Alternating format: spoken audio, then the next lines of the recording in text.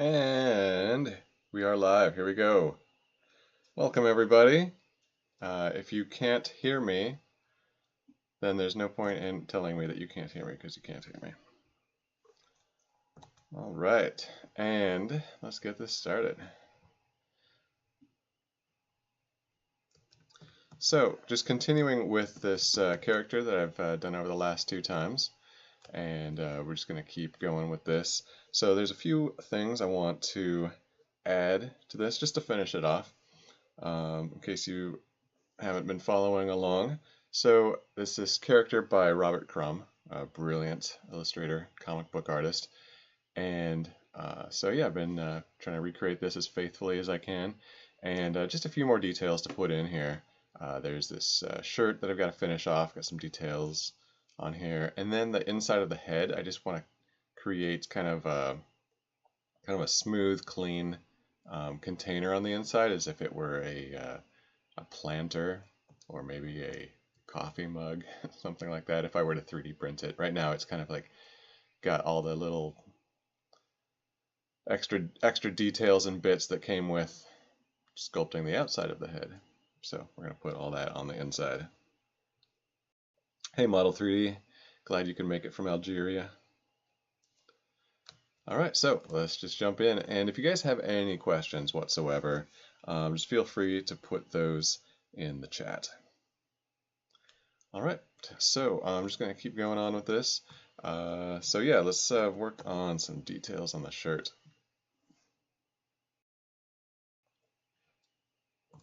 Thanks, Carlos.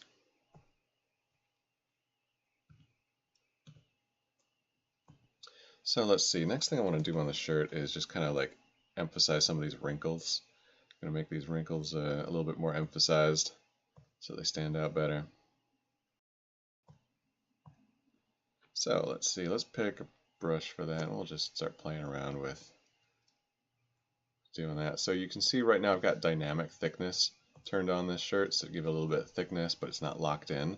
So any sculpting I do, equally affects the front and the back.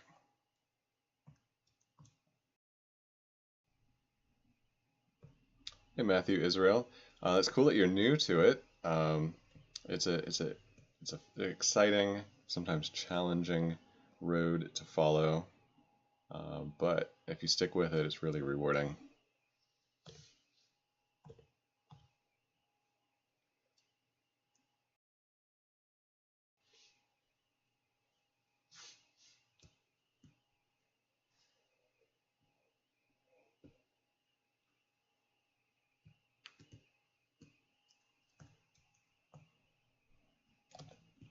Just trying to dial in my brush settings here so I get the effect I want. And of course if I'm not totally in love with any particular stroke I make, I can always kind of smooth it out.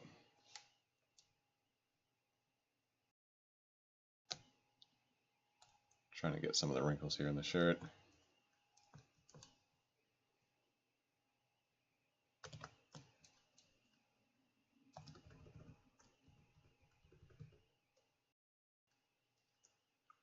And I'm trying to imagine, let's see, where can I place, I'm trying to put the crease here for the shoulder seam, and I'm trying to decide if I want to sculpt that in or try to work it in with the topology. You know what, I'm going to try to work it in with the, use one of the edges to build that in. So let's see, let's go into the ZModeler brush.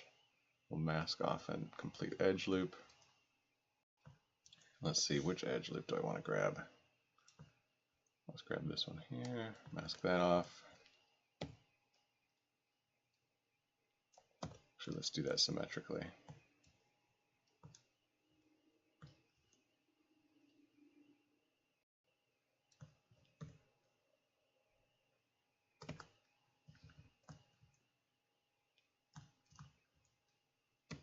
I guess I messed with symmetry enough. It's not going to work symmetrically. Oh well. Let's mask both of these off. Maybe grow that mask a little bit.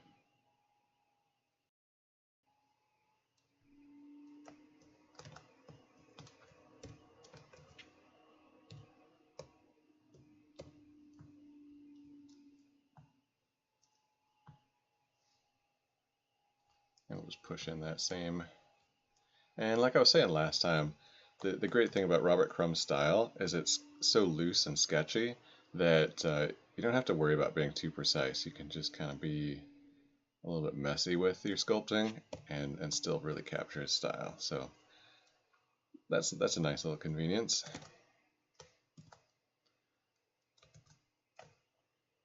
All right, I'm just going to push these shapes around a little bit.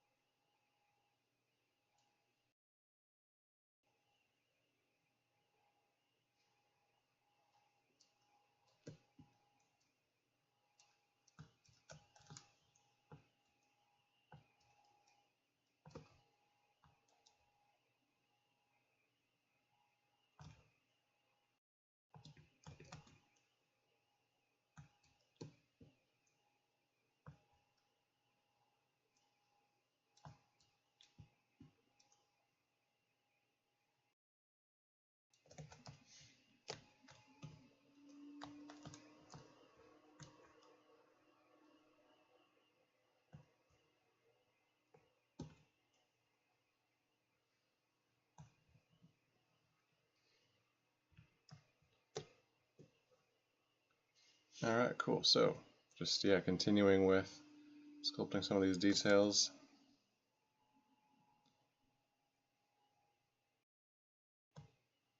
Some of these cloth folds. You know, there's the built-in cloth fold brushes, but these folds are so, I don't know, stylized, or they're not super realistic. So I'm not going to use the dynamic cloth brushes for these.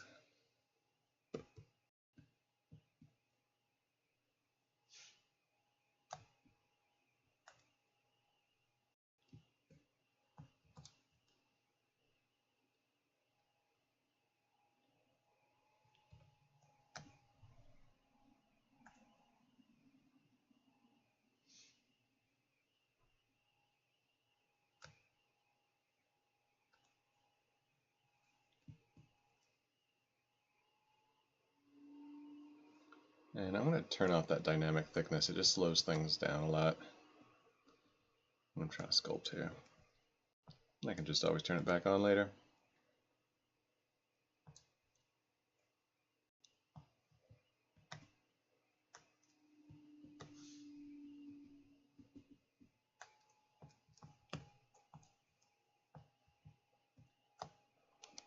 It looks like I had symmetry on when I was doing that before. I didn't want that to be symmetrical.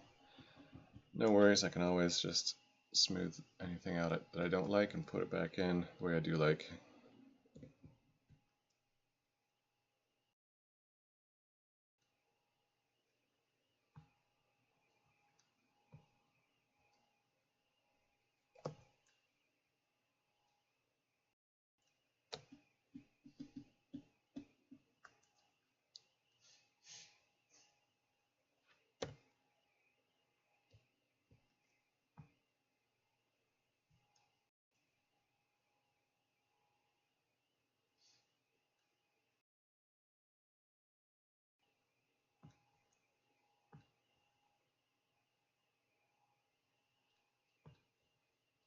Hey Chris,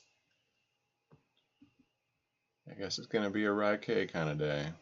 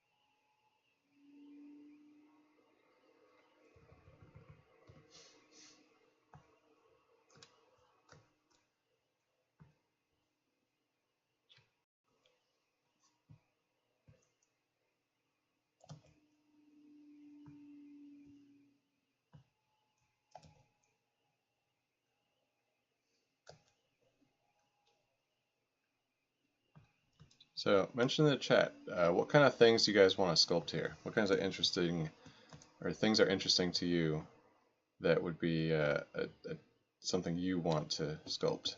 Not necessarily what you want to see other people sculpt, what you want to sculpt if you were really good at it, or if you are really good at it. Just mention in the chat. Let's talk about it.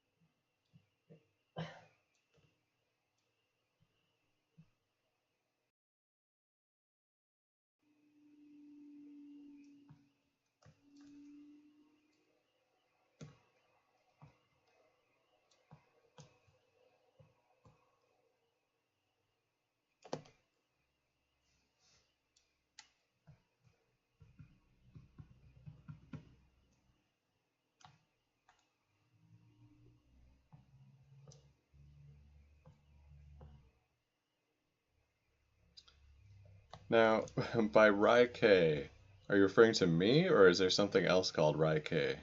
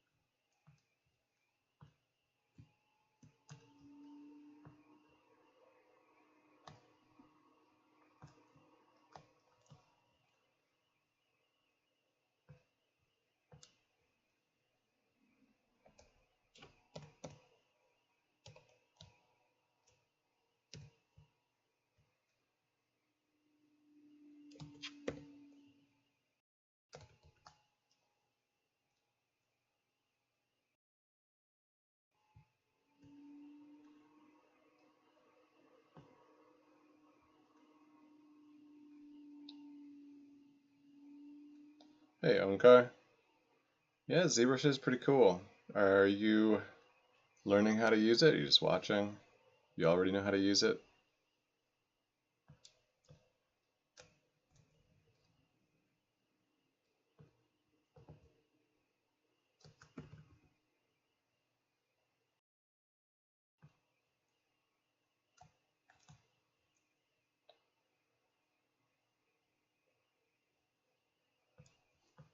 Okay, Chris. Raike sounds like Rocky. Cool. Cool story, bro. I'll leave that one for you to sculpt.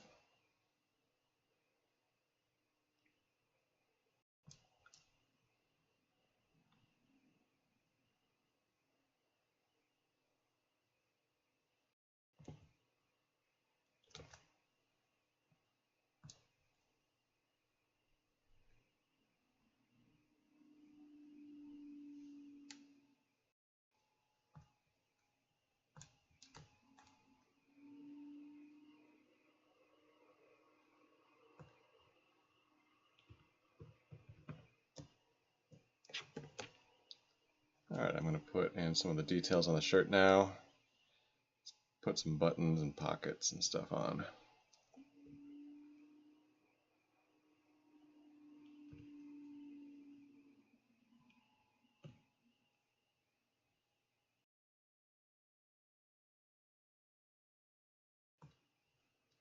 Thanks, Joe.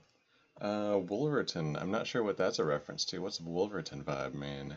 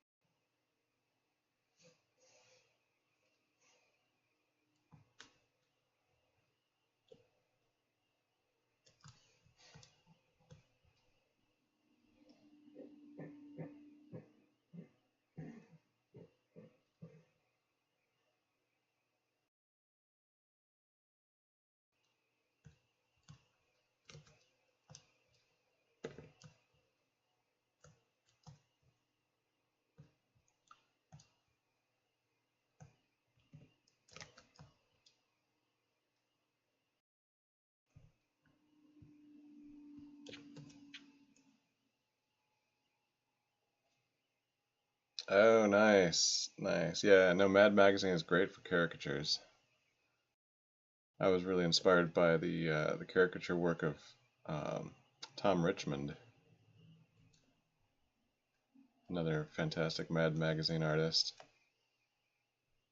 He has some really great lessons online of how to do caricatures, and yeah, I mean, his lessons are for 2D, not for 3D, but of course you can just translate the ideas into 3D, and it was actually really helpful for myself when I was learning how to do caricature. And it's just really good for bringing personality into anything you're sculpting, even if it's not a caricature, because a lot of times, let's say you're sculpting something realistic or something, you know, it has to be a specific person and you're not trying to make a caricature, but like learning how to bring out the likeness um, by seeing what parts of the face are need to be emphasized or paid special attention to in order to bring that likeness out. You know, as a skill you can bring from caricature. So yeah, that's I'll have to look up Basil Wolverton.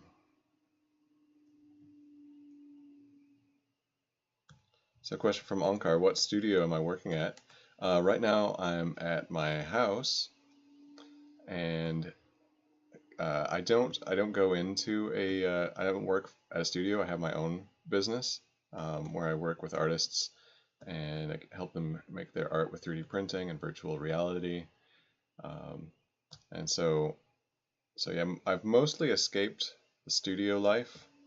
I worked on a stop motion animation a couple of years ago, and I went into a studio there. It was for the movie Wendell and Wild, which is going to be released on Netflix later this year. It's a stop motion animated film. It was directed by the guy who directed Nightmare Before Christmas. So definitely check that out. I also did some animation on that. Actually, if you look up the teaser trailer for Wendell and Wild, there's a bug that gets squished and then it pops back to life with some magic, with magic goo. And I animated the bug getting squished and popping back to life. Sort of like a cross between animation and sculpting every frame individually. So that was a lot of fun. But for the most part, I've been a freelancer working from home most of my career.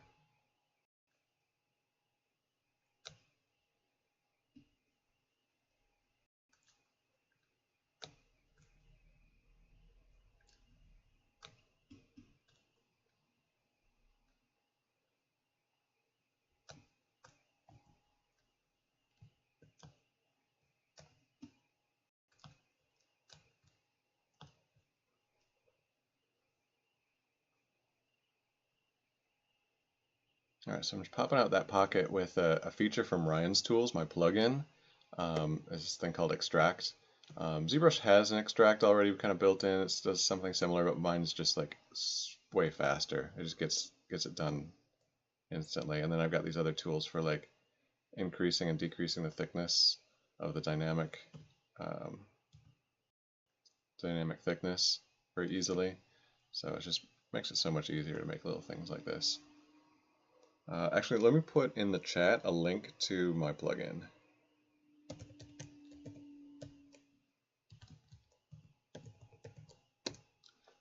Alright, yep, just follow that link and you can just download the plugin. It's got two different versions, or actually three. There's a free version, which is kind of like try before you buy. It's a version that is limited to an older release. And then there's a version for $5, which is the full version, but it's for hobbyists and students. And then there's a $20 version, which is for professionals.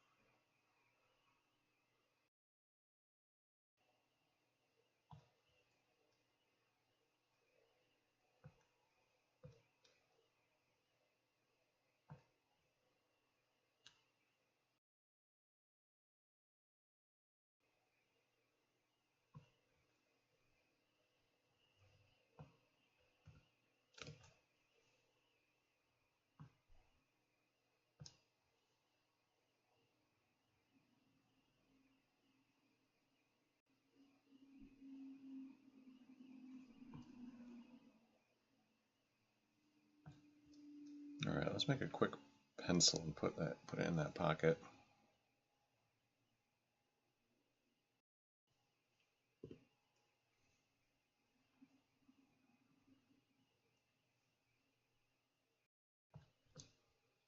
And for this I want a hexagon for the pencil. So I'm going to use actually ZBrush's sort of primitives here you can get through the gizmo. Let's do polycylinder. Give it 6 sides.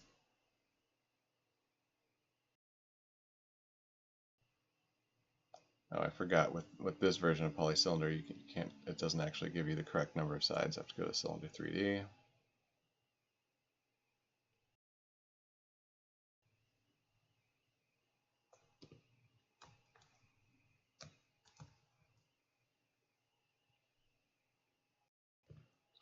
Hey Onkar, so it's kind of hard for character modeling. Yeah, I mean characters are some of the, I mean depending on the character, kind of the most demanding, difficult type of modeling you can do. Just because you also not only do you have to be proficient with the tools and the technology, you also have to have some artistic sense, some sense of anatomy. Um, so so yeah, it definitely can be difficult. But like anything, if it takes effort, it takes practice.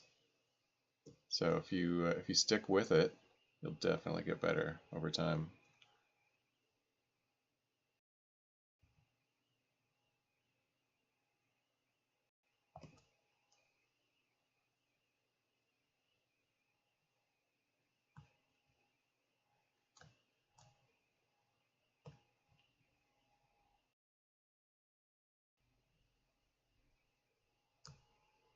So just using Ryan's tools right now to pop in one of my easy primitives.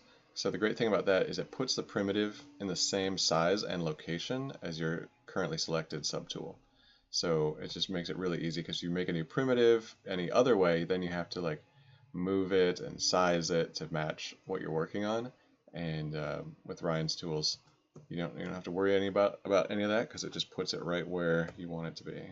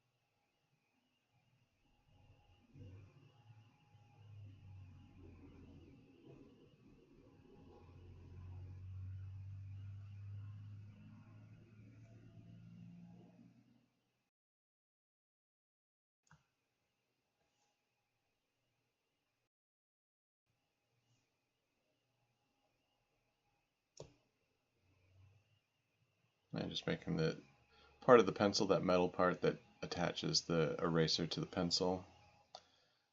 Doing a little poly modeling here. Let's see, let's extrude poly loop.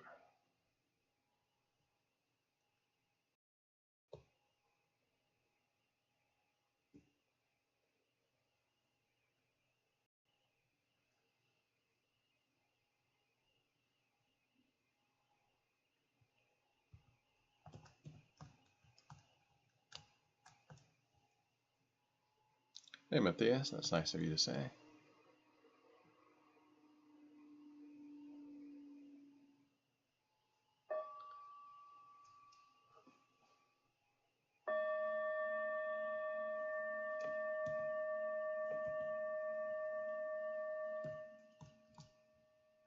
Oops, I accidentally merged a tool or subtool I didn't want to be merged.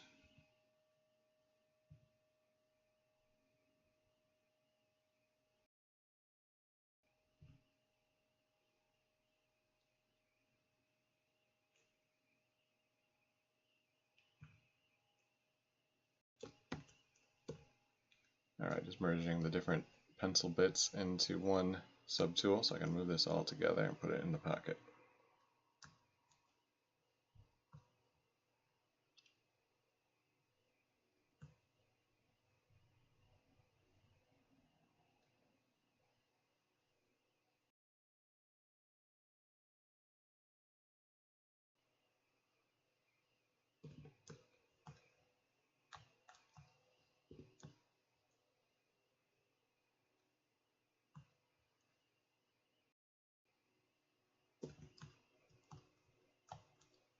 Alright, so I learned my lesson last time about saving, so I'm going to actually take a quick break here and save this.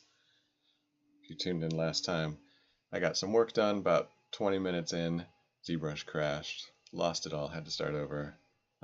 Tears were shed, it was very sad.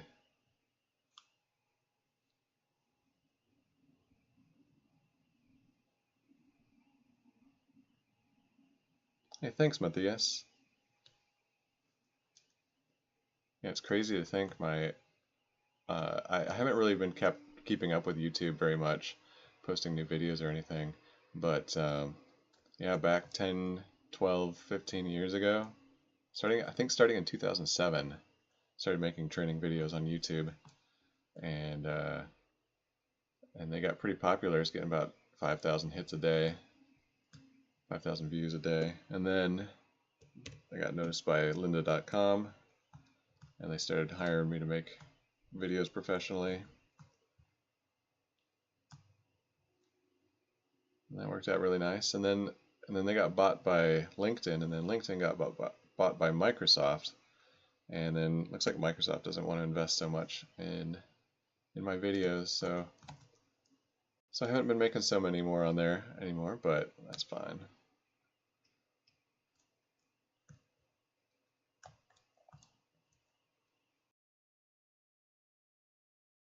So there's a question from Zerchan about my gizmo. Yeah, it's a custom gizmo that I made. I like it.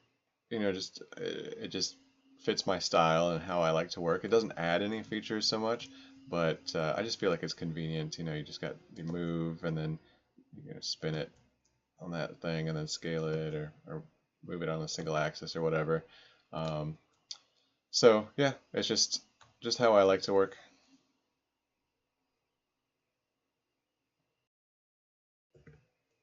So, question from Gith. How do you define forms and shapes for 3/4 concept sketches for modeling? So if your question is if you're drawing a sketch that you're then going to model, the question is how to define forms and shapes for that sketch, if I'm understanding correctly. So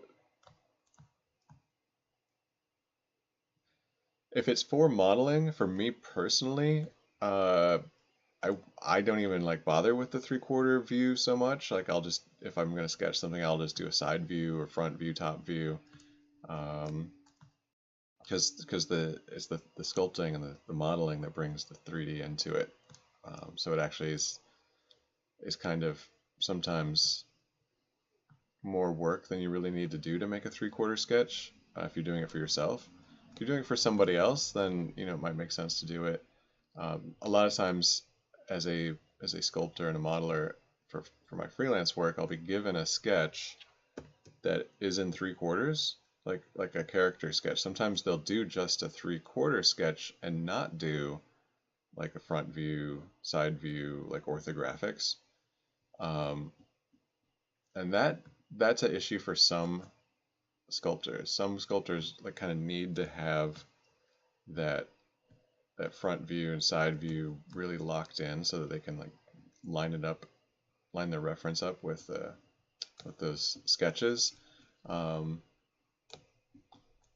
think with practice and just getting better at this stuff, you don't need those orthographics anymore. So I'm good to go with a 3/4 sketch when I get into sculpting, and I can just kind of interpret what the front and side orthographics should be from that.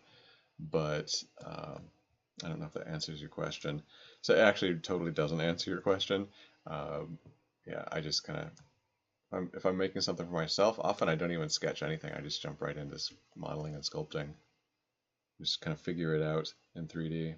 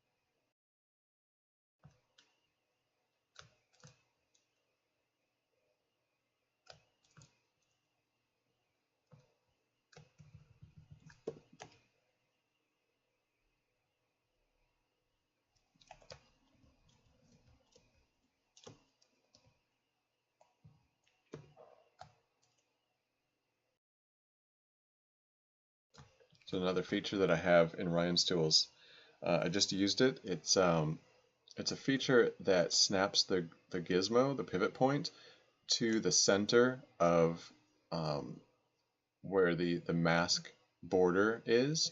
So this is really useful for posing things like fingers and shoulders and stuff. So you just mask where where the transition is between what you want to move and what you don't want to move is, and then you push this one button in my plugin, and it just snaps the pivot to that point, so you can then rotate from the center of that joint.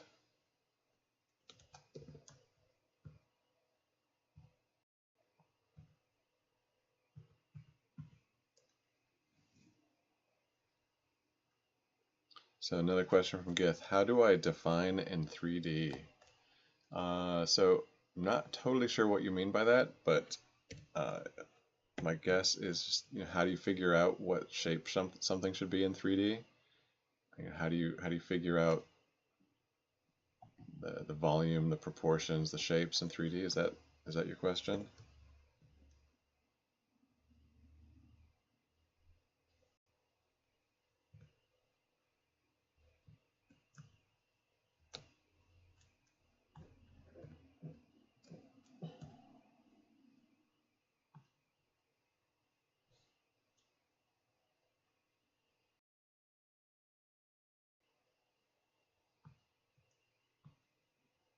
S about shapes.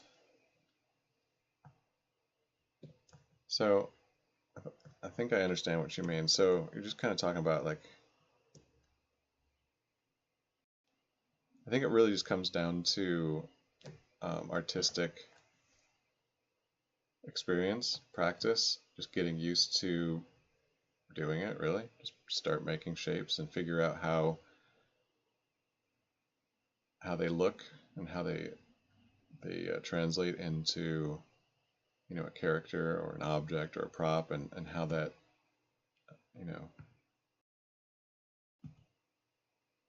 how what you do in 3D looks when you see it from different angles. It's just practice. There's nothing else to it really than practice.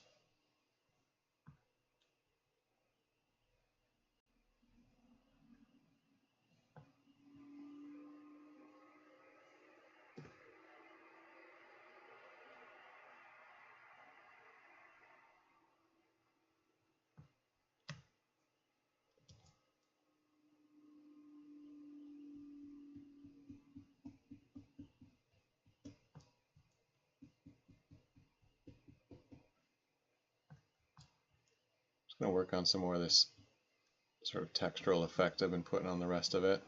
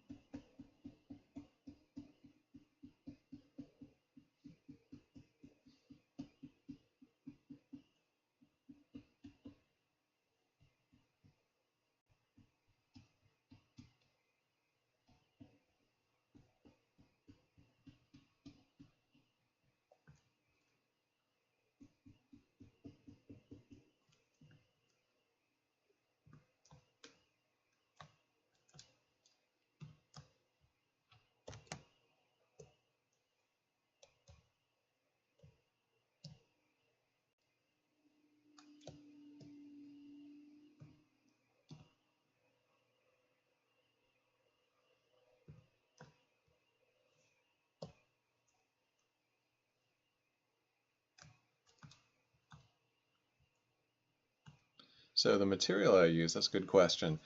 This is a custom material. It's actually part of the Ryan's Tools Pro version. So in the Pro version, not only is it the full version for $20, but it's also got some added little extras. So for example, my custom gizmo is part of it, some of my custom brushes, custom materials. So this material right now is one that I made And there's kind of two versions of it. There's this one, and then there's this one that kind of has some color on it. And then there's like one that is really good for, actually this one's built into ZBrush. This is skin shade, but I made some other versions of it that are increasingly glossy. So if you want like a really kind of ceramic effect, porcelain, or a little less glossy, even less, even less. So yeah, different materials, different brushes, some cool little extra bits there if you pay for the pro version. And also, yeah, question about the grid in the background. So this is also part of Ryan's tools. This is in every version, I think. It's at least in the Pro, the $5 and $20 version. So this is a background that you can. There's a button, I call it Holodeck. You just turn it on and off. And so the useful thing about this is it helps you be oriented in 3D space. So you can kind of tell, like when you're looking down and you see the shadow on the floor, or if you're looking up and you see the light in the ceiling. Also, the back wall is slightly tinted blue, and the front wall is slightly tinted red. And then the side walls have a gradient from red to blue. And so at a moment's glance, I can always orient myself in this 3D room and know, if I'm looking up, down, left, right, top, bottom, etc., etc. And so that's really convenient. Right now working on this character, it's obvious which is front and which is left and which is right.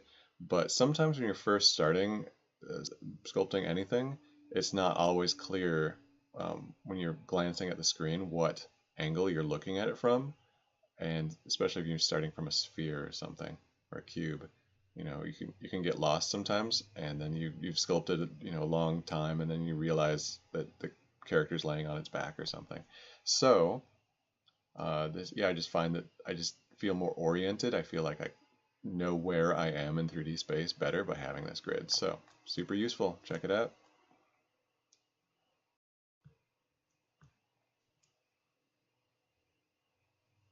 Alright, so let's see. The next thing I want to add in is some finishing details on the head. The original artwork, where his head is blasted open, it's a little more jagged in some places, so I'm going to add in some of that jaggedness, and then then I'll build in kind of an interior of that head.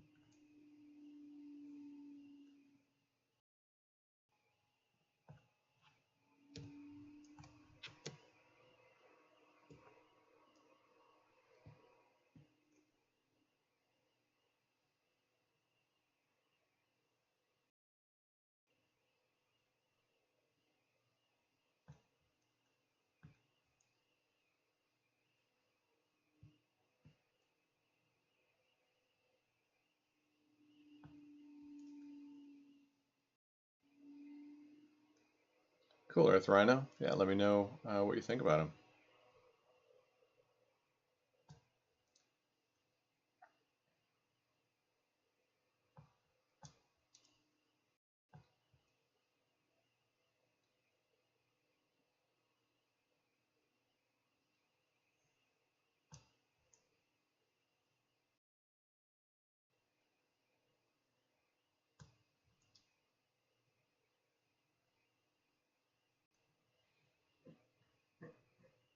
So right now I'm using the Move brush, but with AccuCurve turned on. And so the cool thing about that is that if you go into Curve, turn on AccuCurve, so what you can do is make a curve that kind of has a more of a slope to it, which actually results in a point, like a sharp point. So when you're pulling on things with the Move tool, it actually kind of pulls out with a point on it. It's kind of hard to see it in that exact example, but that's a better way to see it. So it's kind of has a different effect, right? So if you want to move things, pull things out with a sharper corner on them, that's a really useful thing to do.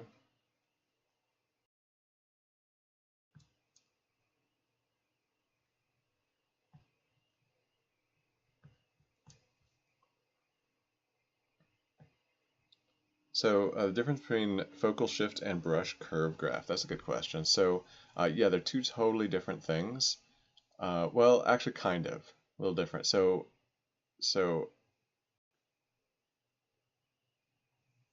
uh, you know, honestly, the best way to practice that is just play with those two settings and just see what they do, honestly. Um, but yeah, focal shift, you hold down spacebar, you get this, and you can it it's kind of similar actually, but they are kind of two different things. Focal shift is like the effect of the brush. Is it more in the center of the brush, or is it more over the uh, whole surface of the brush? Um, which which is slightly different. This curve here also kind of actually, honestly, actually they do sometimes end up looking kind of the same, but not quite always exactly the same. It's like a lot of things in ZBrush, it's kind of like this weird overlap where you just have to figure it out and see what works for you too. You know, I like to use the Acu curve more than the focal shift, but other people might be the other way. All right, so let me start building something here on the inside.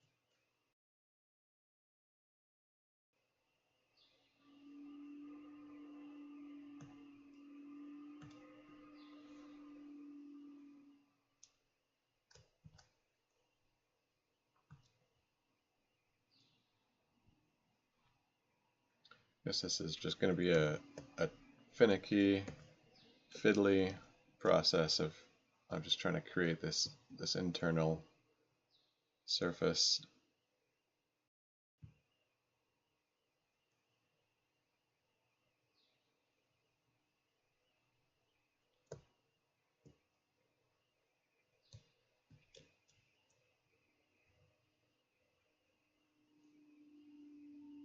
Trying to create it so it doesn't interfere too much with what else is going on in here.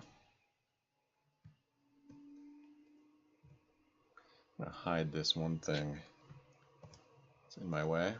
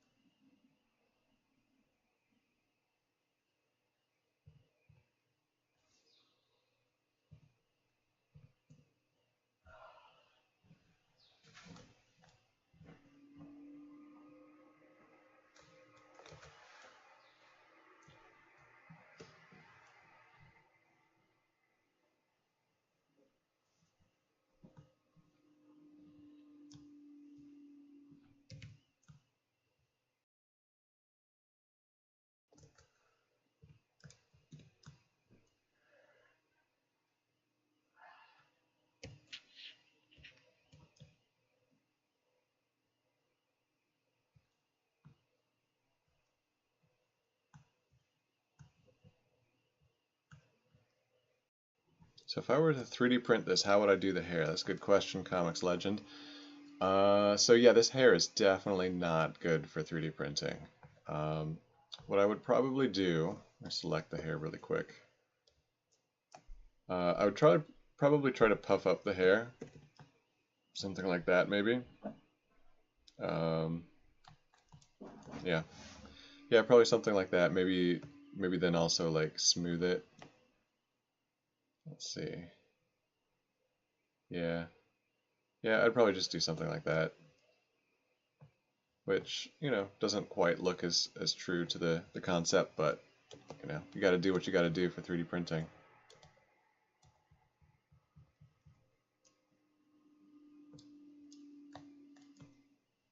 So my background and gizmo look different because they are different. Check out Ryan's tools. I'll put a link here.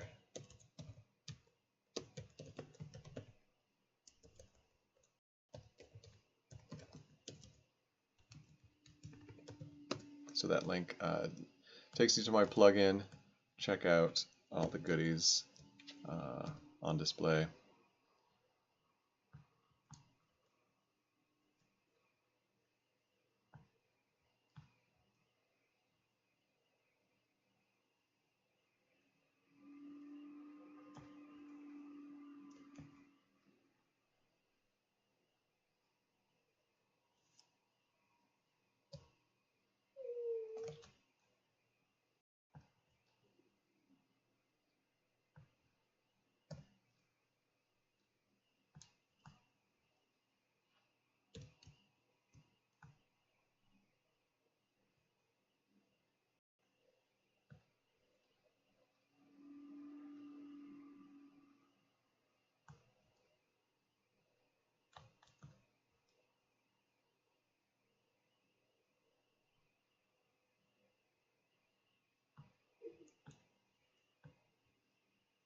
Alright, so looks like I'm coming up to the finish line. I don't think there's any major details left to do other than put some texture on the shirt to kind of match the sketchy texture I put on the body, and then I'll just, you know, go through and fine tune some things, do a little bit of tweaking. But yeah, definitely today's going to wrap this guy up, and yeah, then the next week start on something new.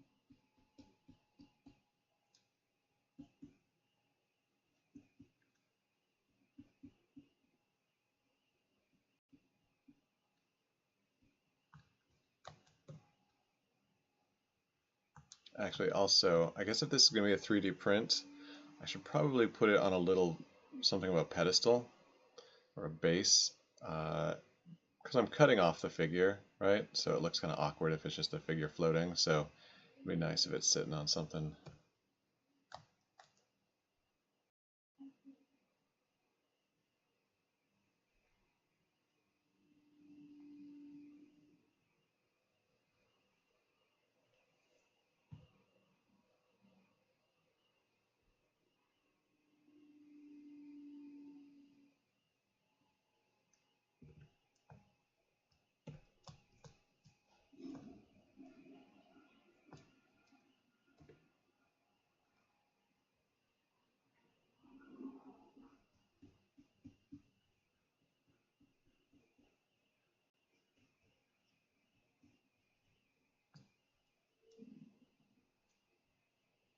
Hey Joe, thanks a lot for that.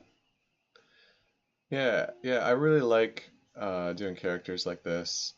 Um, no offense to people that do like hyper realistic warriors or demons or whatever. That stuff's cool, you know. Everybody's got their own thing. Uh, and I can do that stuff too, but I think what's more interesting is something that's got like some weirdness to it.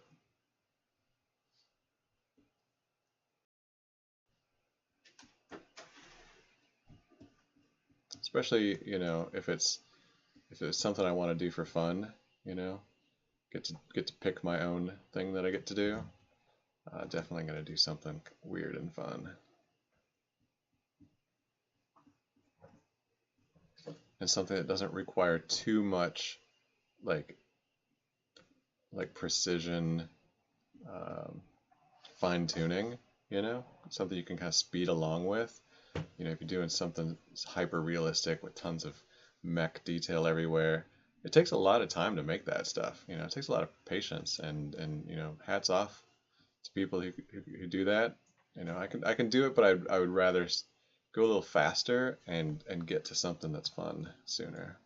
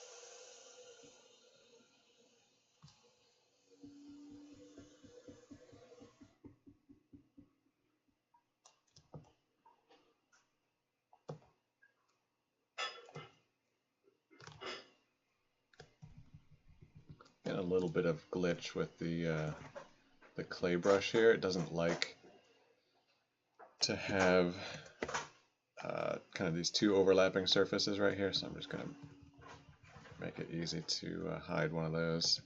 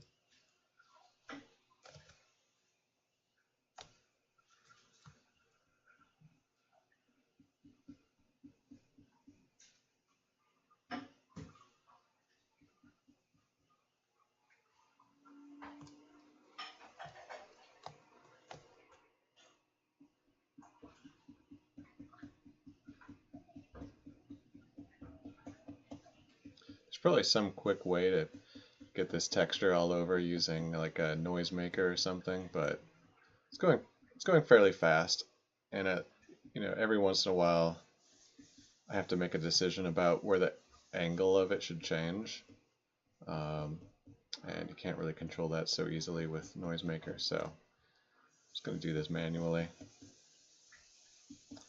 Do it live.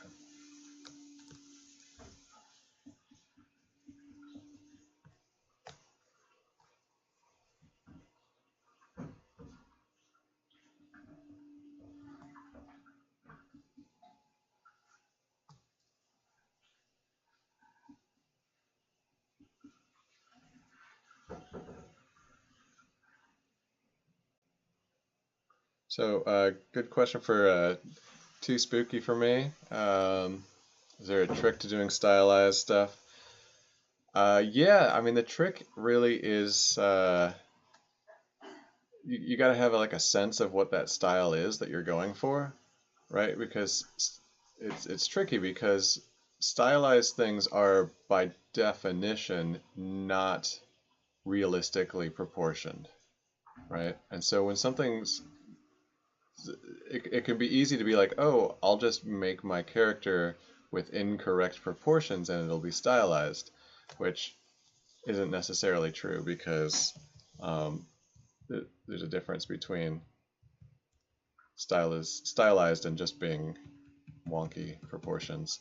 So it's just practice. You have to know, have some practice with the style that you're going for, or your own style.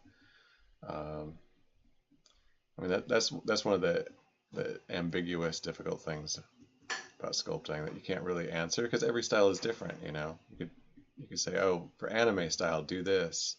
For whatever style, do that. But there's so many different styles, so it's just practice. It's like you want to make something and then maybe compare it to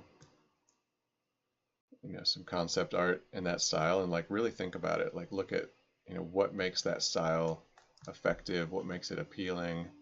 Is it that it's usually something about the eyes being big, or how you place the eyes on the head, or how you increase the size of the limbs, from the shoulders down to the wrists. There's all kinds of different styles. There's all kinds of different ways to deform things from how they would be in the real world.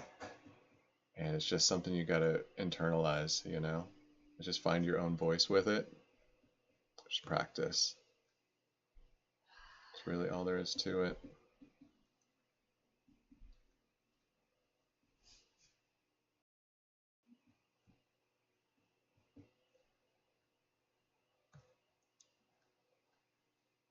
So yeah, overthinking is also a part of the problem sometimes.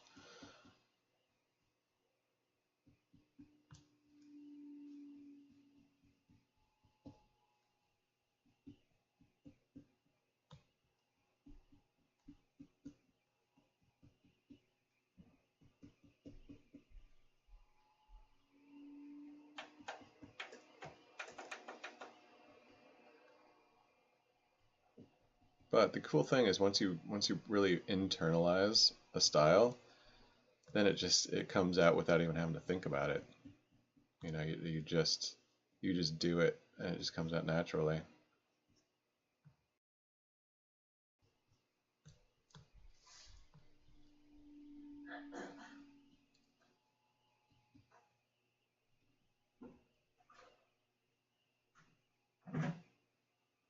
So GithRV, question about, you know, you're comfortable with ZBrush and the tools, you're comfortable technologically with it, but, you know, how to actually start turning that into to characters, it really just all comes down to practice.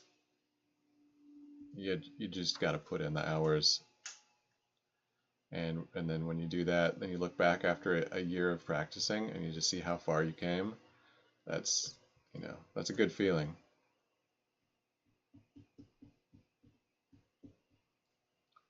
And you know, and then you got to do other things. You got to like get feedback from other artists. That's important. And you know, not just your friends and family that are going to tell you, "Oh, that's really great. You did awesome." You know, you also want to hear from people who are going to tell you the truth and say, you know, the proportions here are wonky, or your you know your edges are all crooked, or whatever it is.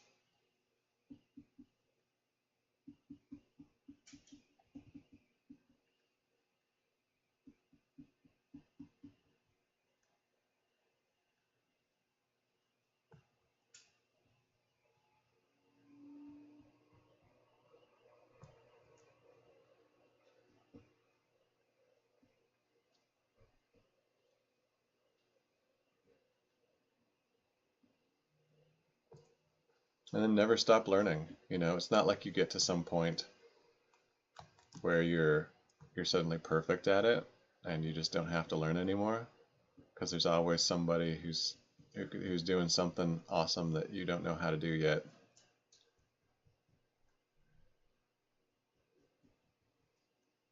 You know, fortunately, you know, it's one thing to get to a point where you're good enough to do it professionally, and that's great. Um, but there's always more to learn and always stuff to get better at.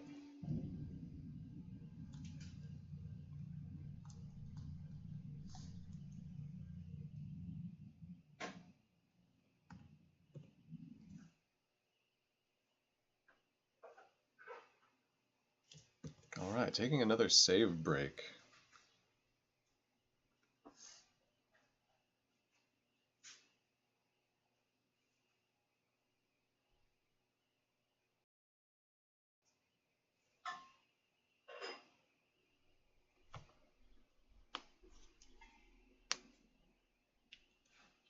And then something else I would mention is like we've been talking about before, don't feel like you have to be locked into doing the same type of stuff that everybody is doing, or the same type of stuff that gets attention on the, you know, the front row of ZBrush, or of ZBrush Central or ArtStation or whatever. It's like, yeah, all the fantasy creatures and mechs and stuff are super cool, but there's like everybody is trying to do that stuff, and it's hard to stand out with that. And so there's got to be something that you're into that isn't that. You know, it's got to be something like this Robert Crumb character. You know, that's just it's just something weird, and but something that excites you, and just go for it. and don't worry if it like fits in with what everybody else is doing.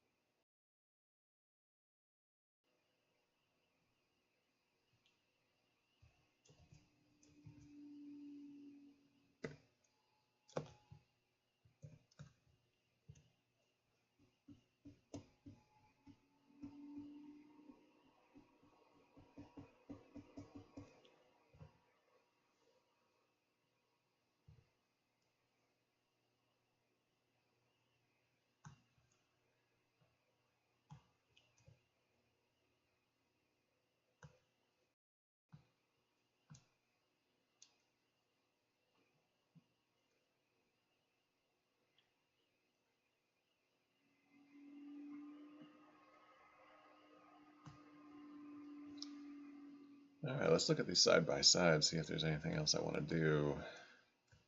Anything I'm missing, maybe?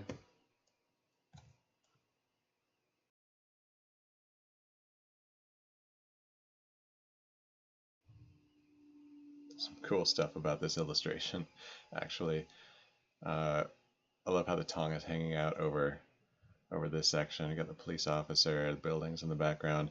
Would be fun to do everything.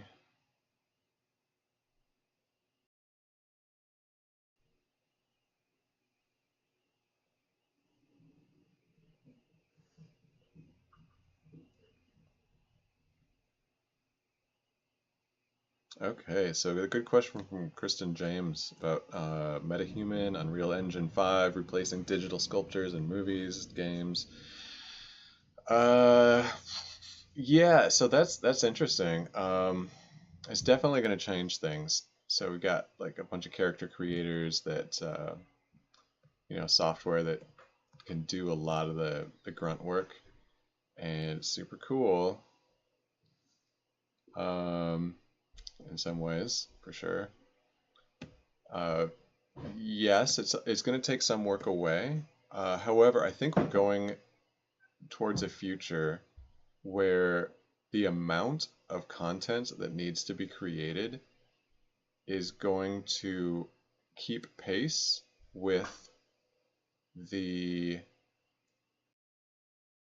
ease at which it becomes created. So right now, it's funny, like 20 years ago, 30 years ago, there were just a tiny handful of people doing this kind of work.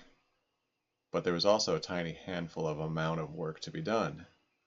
Now, there's many, many, many more people doing it, but, a movie or a TV show, video games coming out every day that you had a massive workforce of CG artists, right? So the demand is higher and the workload is higher, and hopefully in the future the demand will continue to increase, and there's still going to be the need for the artists to be using that MetaHuman software, those character creators or whatever, and there'll still be jobs. Now, hopefully, that's my hope.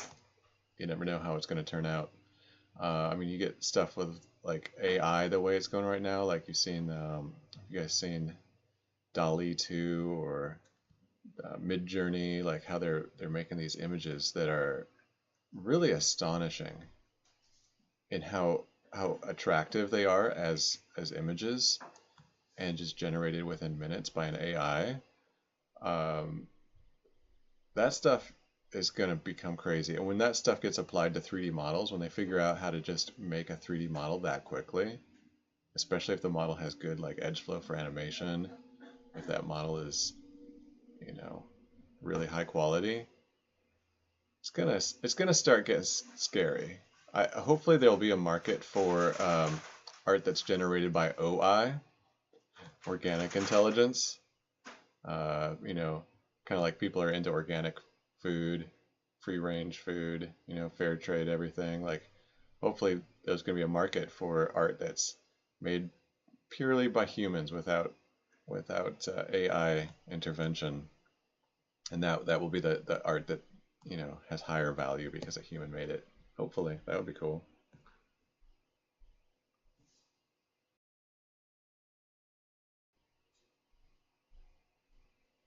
Yeah, yeah. We've been using human scans for sure, and that technology is coming along. I mean, it used to be you do a scan of a human, and then it took, 80 hours worth of cleanup work just to have something that was usable. That's also come down in time. Uh, it takes an artist to clean up those scans, and fix the areas where the scan got it wrong, and make sure that the anatomy is correct in those areas. Um, AI is definitely taking over that domain more and more as well. So it can get scary for people who like depend on this for their livelihood. I think there's always going to be tools that replace the grunt work portion of things first. And I think if you have good ideas,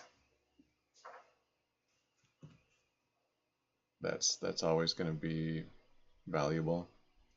So so while you're making things, try to think about it. Is this a good idea?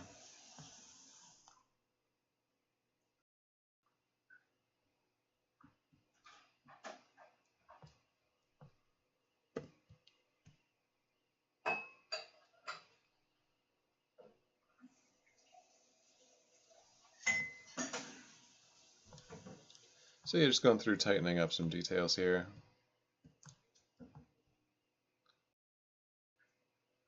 Can you imagine a future one day where movies are so easy to make with AI that there's no movie studios, there's nobody hired to make movies. Everybody literally can just make their own movie from their imagination at any time they want.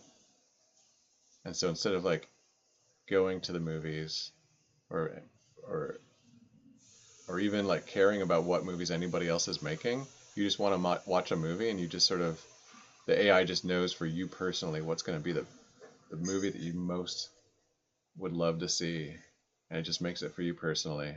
Nobody else even has to hear about it.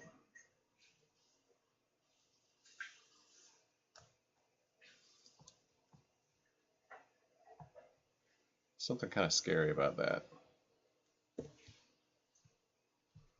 Could be cool.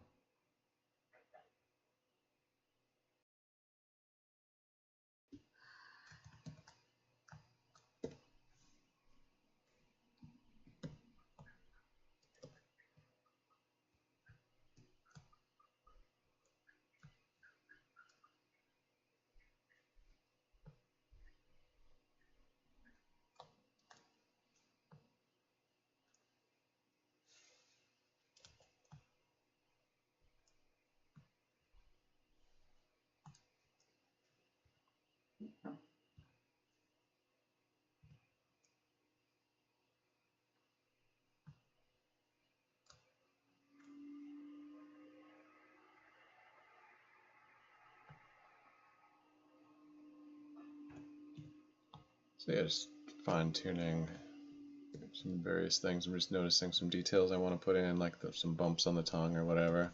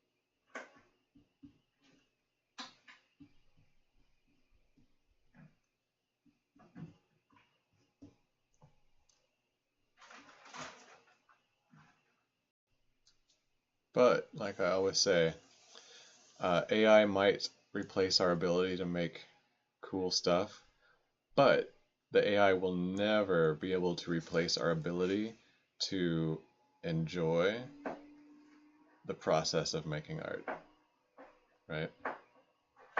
Making art is a great thing to do. It's satisfying, it's rewarding, it's fun, it's challenging, and an AI can never replace that for you. So even if there's a future where humans aren't able to make art for their career, just keep doing it. Doesn't matter, you know, it's still a rewarding thing to do.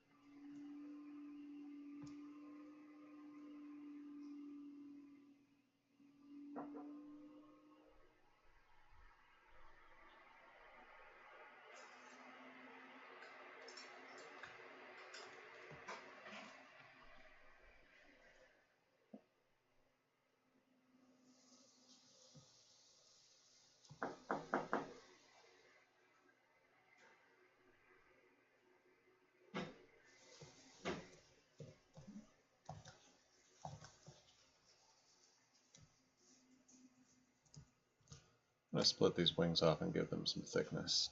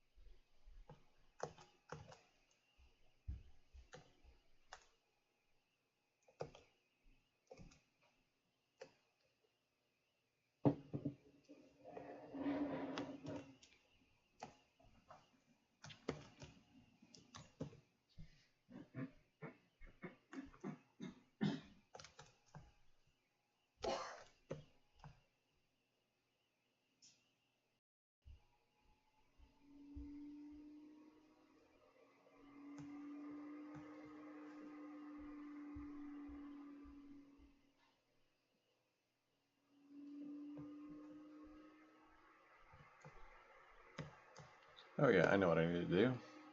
I tightened up some details on the other side, but I left them on this side, I think because I sculpted this asymmetrically, so didn't want to tighten up details on one side and then have them be in the wrong place on the other side.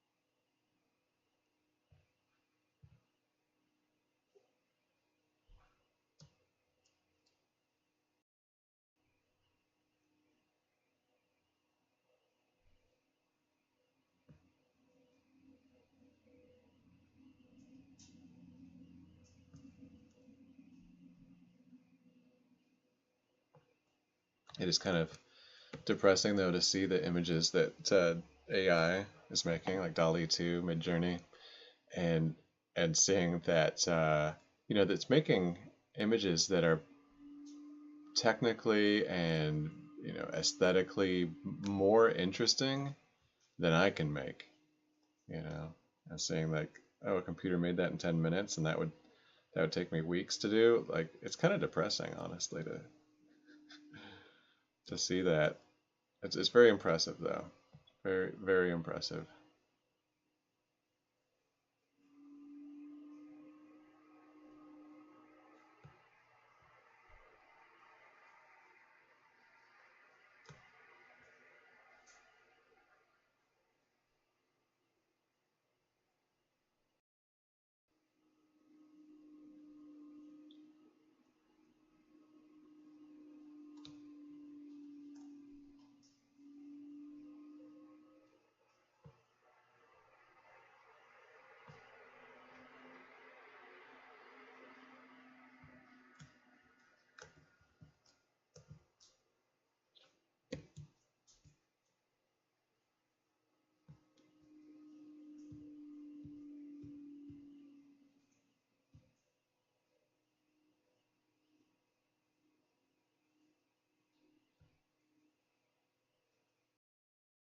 Kind of pushing my computer to its limits right now. Got lots of objects that are heavily subdivided to get all this texture, and then when you add in dynamic thickness on top of that, it kind of really pushes the computer to the limit.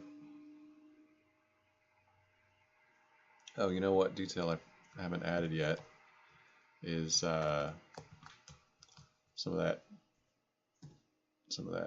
hatching strokes on this eyeball thing.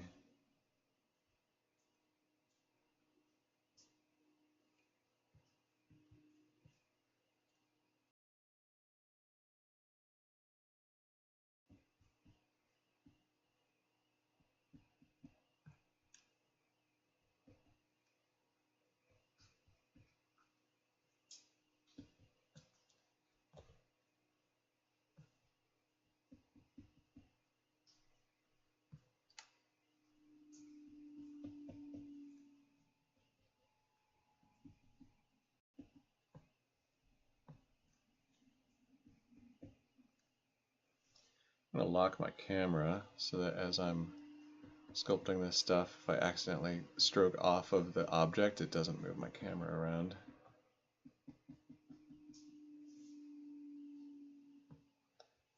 So that's a good question, Emma. This is not my own concept. This is a illustration by Robert Crumb, and so yeah, just trying to follow his style.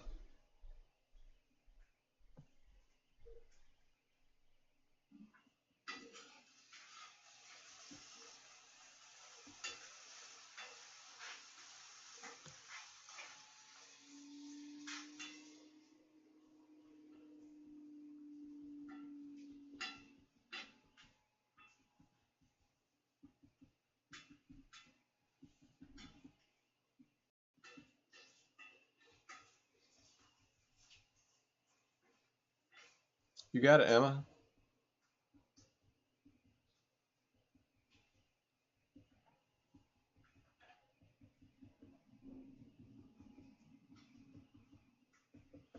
So where are people from in this chat? Any interesting places around the world?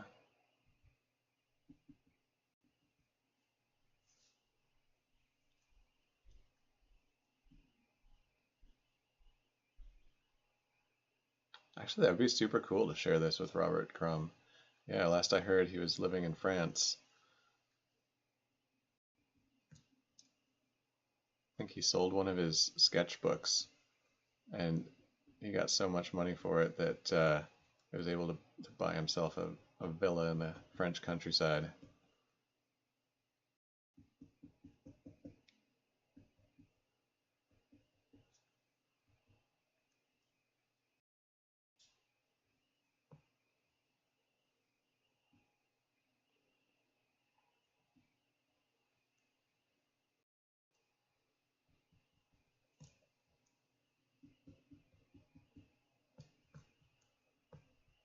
So Emma, you're from Italy. What part of Italy? How are things there?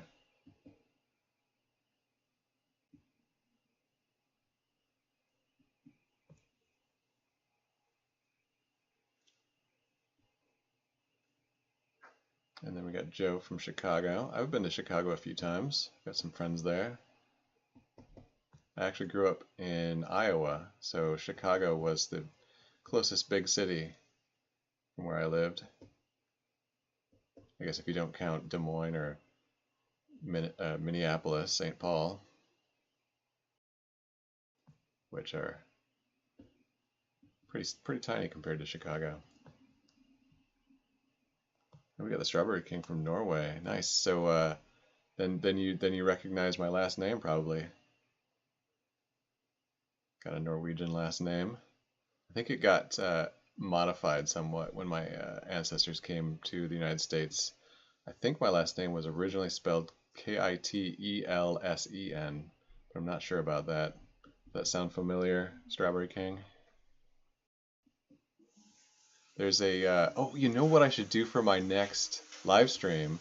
There is a Norwegian artist. I'm sure you know who I'm talking about, Strawberry King. He's famous for painting like trolls.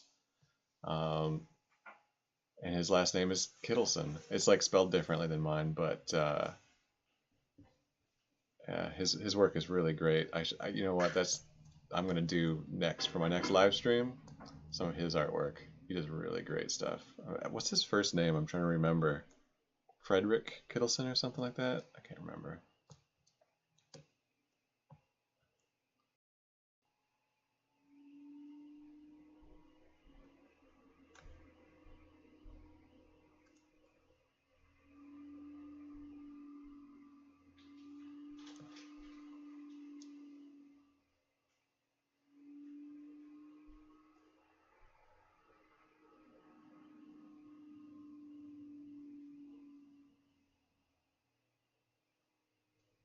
Emma, so you live in northwest Italy. So you're saying you might melt for the temperature. That's interesting. I would have thought that northern Italy, being up in the mountains and farther north, it would be cooler, but it's hotter.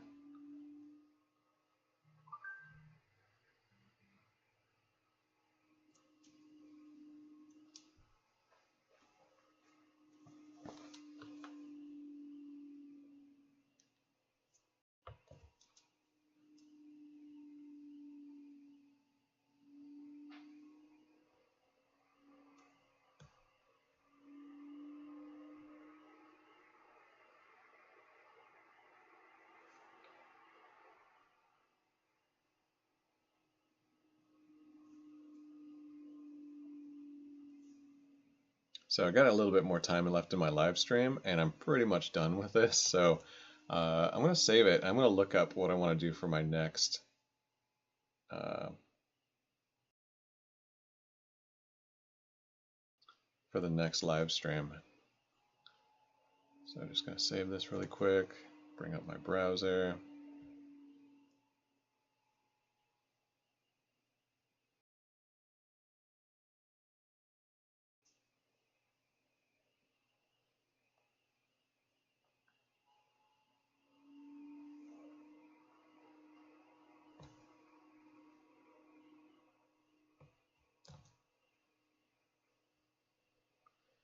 And let's see.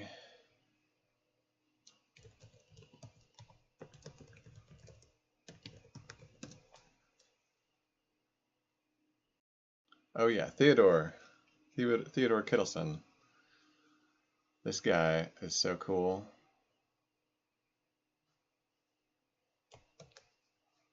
And I mean, mostly it's because he has my last name, kind of, sort of.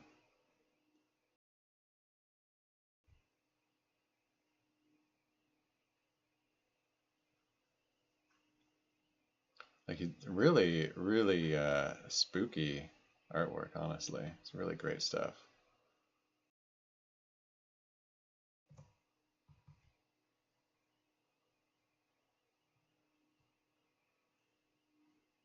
So, question from Emma: how long did it take to do the model? This crumb model. I did it over, so this is the third live stream, and I kind of finished it halfway through this one, so for about 5 hours.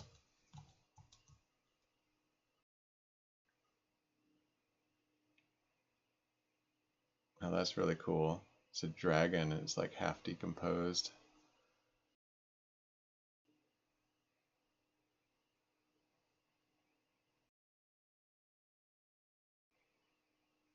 Sweet. Sweet trolls. That's cool. Oh, this is freaky too. I love that.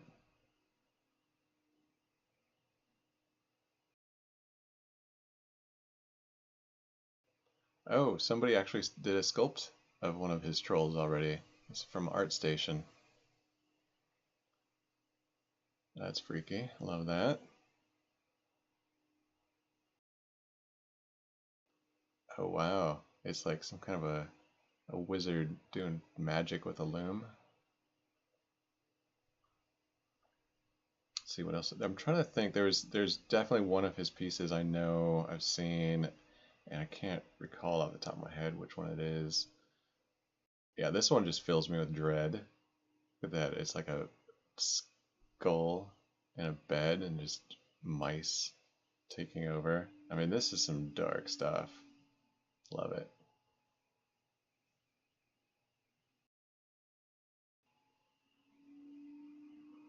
That's a really cool image.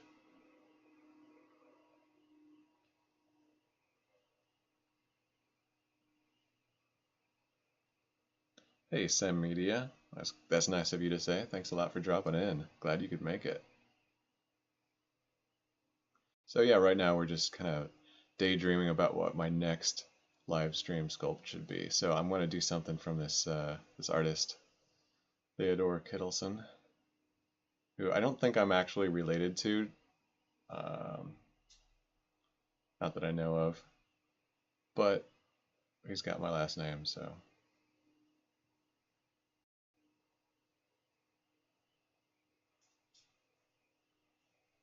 Yeah, it kind of looks like me.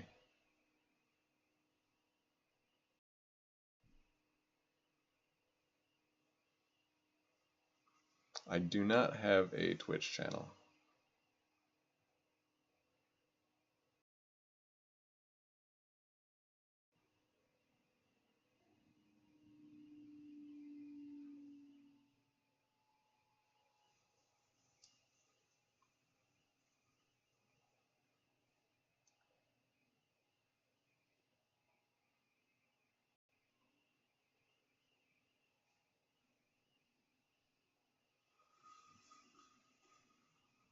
Oh, that's fun.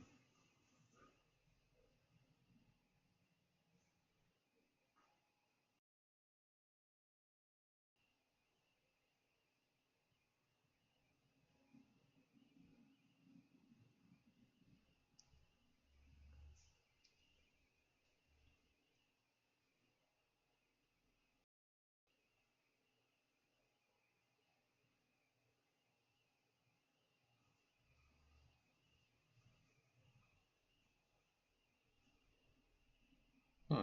I don't think I've ever seen this image before. It's kind of weird.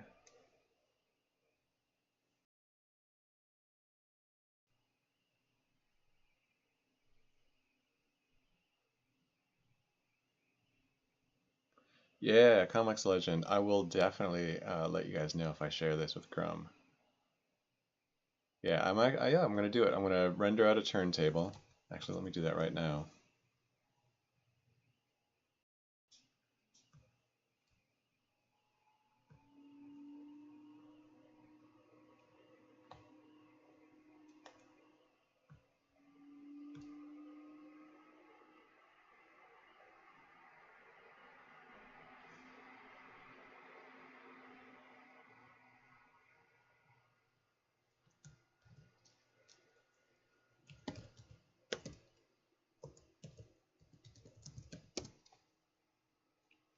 Thanks a lot for dropping in, Matthias.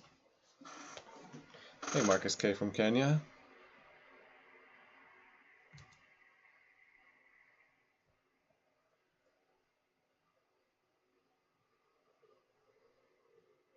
Oh, that's grotesque.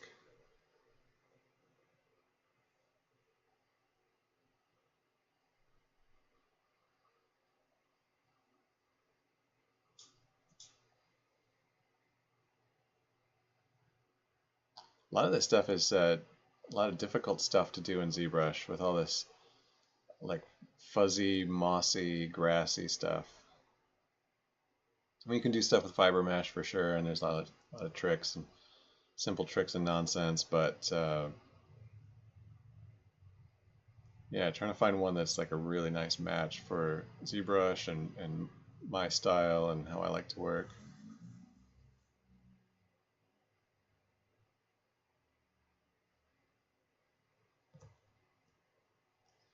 Yeah, looks like you missed today.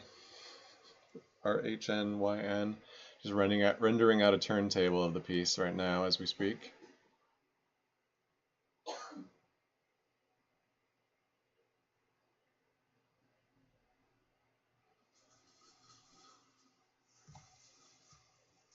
And just kind of getting some inspiration for what I want to start on next week.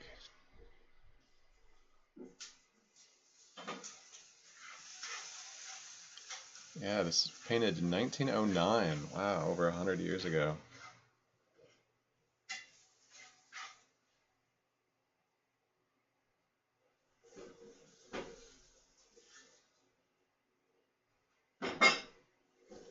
On the way to a feast at the Troll Castle. That's fun. Might be cool to do something architectural, like, but kind of loose, you know, like this, not like really precise architectural.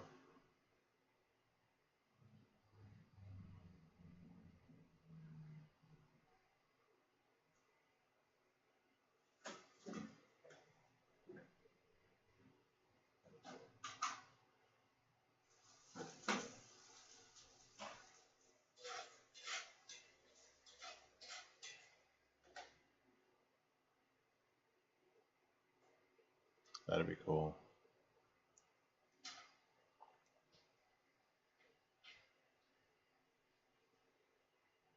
This would be nice too. Be cool to do some of the background stuff.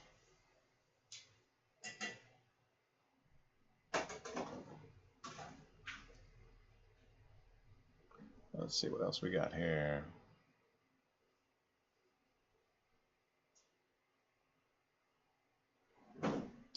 Oops, I accidentally clicked on the wrong thing and now it disappeared. Where'd it go?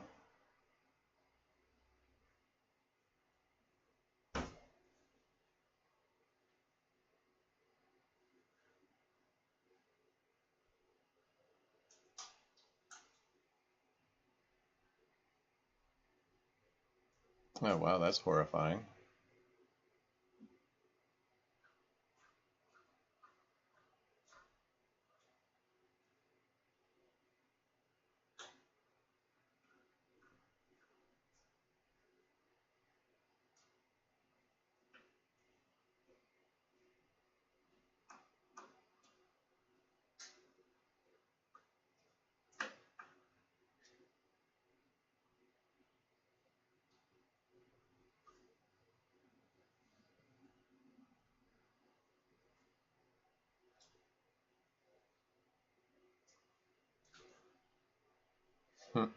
That's cool.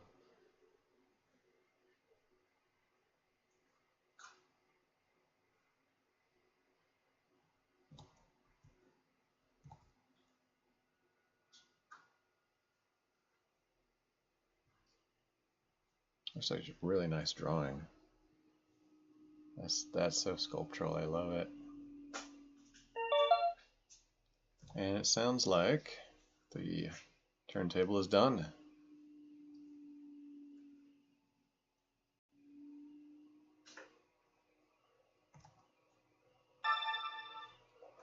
So I've got a plugin that makes making turntables. You know, part of Ryan's tools. I've got a button that makes turntables just super easy, and then it exports it to a folder. And then I've got Adobe Media Encoder set up to automatically process any videos that go into that folder, convert them to an MP4 because ZBrush exports only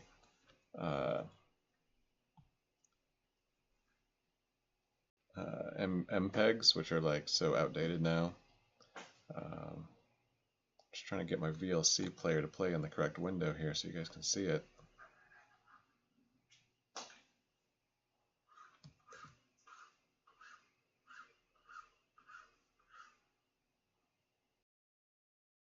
Yeah, it doesn't want to open in the right window, and it's not letting me move it either.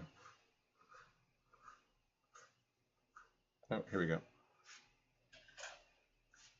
Alright, starting over. So yeah, there's the finished piece, you guys. Hey, thanks a lot for tuning in, everybody. And next week, we'll be starting a new project. Hopefully something. You okay over there? Got some breakfast cooking. Alright, see you all next time. Have a great one.